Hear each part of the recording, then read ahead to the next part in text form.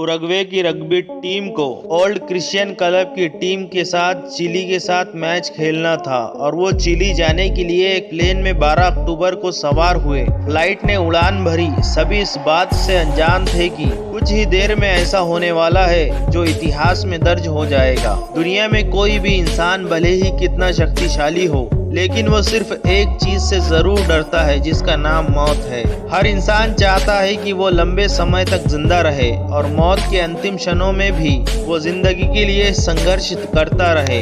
आज जिंदगी के जूझने की बात हम इसलिए कर रहे हैं क्योंकि आज से 50 साल पहले कुछ लोगों ने खुद को जिंदा रखने के लिए जो जद्दोजहद की, उनको जानकर आप सिहर उठेंगे।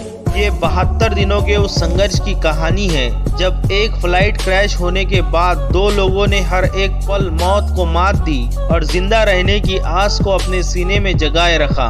ये कहानी 13 अक्टूबर 1972 की है जब उरुग्वे की रग्बी टीम को ओल्ड क्रिश्चियन क्लब की टीम के चिली के साथ मैच खेलना था और वो चिली जाने के लिए एक प्लेन में सवार होकर 12 अक्टूबर को उरुग्वे के 19 प्लेयर, मैनेजर और उनके मालिक और उनके दोस्तों के साथ प्लेयर्स के खिलाड़ी मेंबर उड़ान भरते हैं। इसके साथ ही इसमें 5 क्रू मेंबर थे और ये प्लेन उरुग्वे की एयरफोर्स का था। विमान के उड़ान भरने के कुछ ही समय के बाद मौसम खराब होने के बाद उसे चिली की जगह अर्जेंटीना में उतारना पड़ता है। यहाँ पर रुककर मौसम साफ होने का इंतजार किया जाता है और अगले दिन यहाँ से चिली के लिए उड़ान भरते हैं। विमान 2:18 पर उड़ान भरता है और ये ग्लेशियर से होकर गुजरता है। विमान के पायलट को यहाँ से 29 बार गुजरने का अनुभव था, लेकिन उनकी जगह पर को पायलट विमान उड़ा रहा था और मौसम भी खराब था। को पायलट ने तूफान को पार किया और चिली के सैंटियागो एटीसी को संपर्क करते हुए विमान उतारने की इजाजत मांगता है। हालांकि सैंटियागो एटीसी पायलट की बात सुनकर हैरान हो जाता है क्योंकि उसे रडार पर कोई फ्लाइट नहीं दिख रही होती, लेकिन तभी को पायलट विमान को नीचे करता है और विमान एंडीज पहाड़ी की चोटी से टकरा जाता है और इसका पिछला हिस्सा टूट जाता है। इसमें पीछे बैठे 2 क्रू मेंबर और 3 मुसाफिर उसके साथ ही नीचे गिर जाते हैं। इसमें उड़ान के दौरान 45 लोग थे और 5 के नीचे गिरने के साथ ही अब 40 लोग रह जाते हैं। विमान पहाड़ी से टकराते हुए 200 मीटर तक घसीटता है और वो 2 भागों में टूट जाता है। इस हादसे में पायलट की मौत हो जाती है और को पायलट फंस जाता है। विमान में भी 12 लोगों की मौत हो गई थी, लेकिन अब 35 लोग अभी भी जिंदा थे। लेकिन अगले दिन 5 अन्य लोगों की मौत हो जाती है।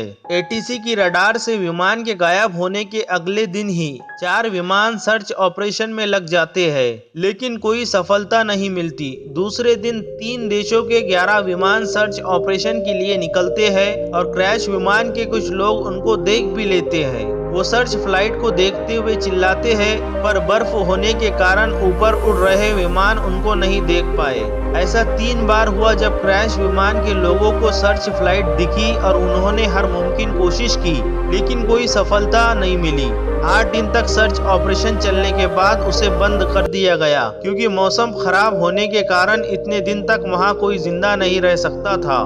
सरकार की तरफ से निर्णय लिया गया कि गर्मी पड़ने पर उनके शवों को ढूंढने के लिए सर्च ऑपरेशन चलाया जाएगा। एंडीज पहाड़ी पर फंसे लोगों ने माइनस तापमान से बचने के लिए टूटे फ्लाइट के टुकड़ों को इकट्ठा किया और उसकी सील करने की कोशिश की।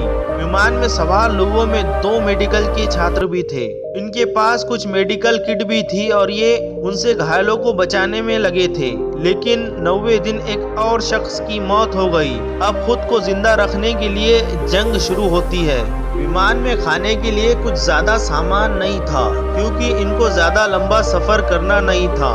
इनके पास खाने के नाम पर 8 चॉकलेट के डिब्बे, जैम के 3 बोतल, खजूर, ड्राई फ्रूट्स, कैंडीज और कई बोतल वाइन थी। उनके पास जो पानी था वो भी खत्म हो गया। अब विमान में सिर्फ 27 लोग ही जिंदा बचे थे और उनको पता नहीं था कि कैसे जिंदा रहे। विमान में जो भी सामान था उसको 27 लोगों में बराबर बांट दिया गया और पानी के लिए बर्फ को पिघलाया गया।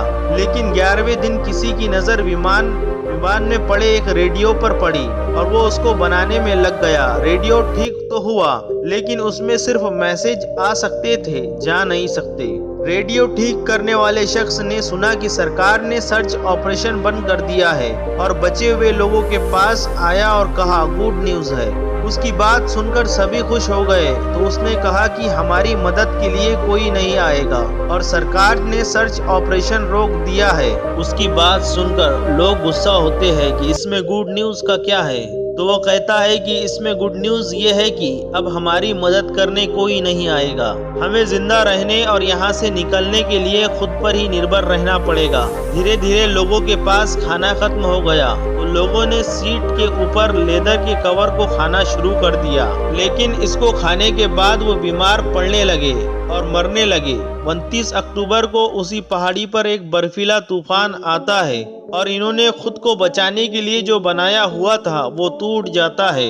इस तूफान में 8 अन्य लोग मारे जाते हैं।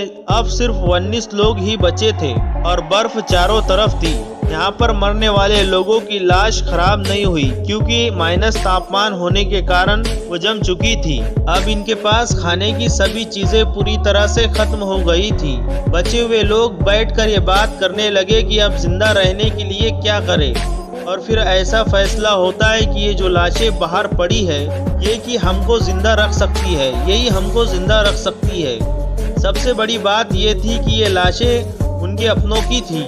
प्लेन के टूटे कांच से टुकड़े बनाकर लाशों के मांस को काटा गया और पहली बार उसको खाया गया। इसके बाद इनमें समझौता हुआ कि जो भी मरता है उसकी लाश को खा सकता है। 34वें दिन एक और मौत हो जाती है और अब 19 में से 18 बचते हैं। 37वें दिन एक अन्य शख्स की मौत हो जाती है और 60वें दिन में एक मर जाता है, जिसके बाद विमान में सवार हुए 43 लोगों में से सिर्फ 16 लोग बचते हैं। पूरे 2 महीने बीत जाने के बाद उनको वजन भी आधा हो जाता है। 60वें दिन इनमें से 2 प्लेयर ये तय करते हैं जिनका नाम नेंडा और केनेसा था कि हम यहाँ पर बैठकर नहीं मरेंगे और बचने के लिए यहाँ से बाहर निकलेंगे। ये 11,000 फीट की ऊंचाई पर थे और समय समय पर यहाँ से निकलने की कोशिश करते हैं। एक तीसरा शख्स भी इनके साथ शामिल हो जाता है। बर्फ ज्यादा होने के कारण हाथ पैर को गलने से बचाने के लिए फ्लाइट की सीट के कवर और दूसरे सामानों को मिलाकर ड्रेस तैयार करते हैं।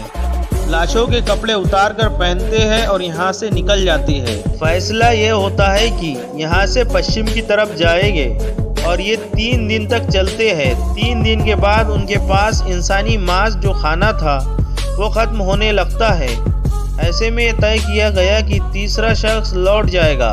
वापस जाने के लिए रास्ता काफ़ी आसान थे क्योंकि ये पहाड़ चढ़ रहे थे। ऐसे में वापस जाना आसान था और ये लोग 3 दिन के सफ़र में जहाँ पर पहुँचे थे, तीसरे शख्स को वहाँ से वापस लौटने में सिर्फ 1 घंटा लगता है। वो टीन की एक चद्दर पर बैठकर वापस आ जाता है। इन दोनों को चलते चलते 8 दिन बीत गए और इनमें से एक शख्स को ऐसी पहाड़ी दिखी जिस पर बर्फ नहीं थी। ये उसकी तरफ चल दिए और 10वें दिन वहाँ पर पहुँच जाते हैं। ये दोनों 21 दिसंबर को वहाँ पर हरियाली और गाय देखते हैं। दोनों लगातार चले जा रहे थे लेकिन बोलने की हालत में नहीं थे। दोनों चलते चलते नदी के किनारे पहुँच जाते हैं। तभी इनको दूसरी तरफ 3 लोग दिखाई देते हैं। ये दोनों पूरी जोर से चिल्लाते हैं लेकिन नदी के पानी के शोर में उनकी आवाज़ दब जाती है।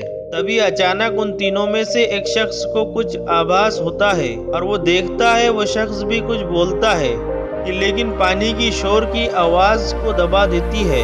ऐसे में वो शख्स एक पेंसिल और कागज़ को एक पत्थर के टुकड़े में बांधकर इनकी तरफ फेंकता है और उसने इनकी जानकारी इनसे पूछी।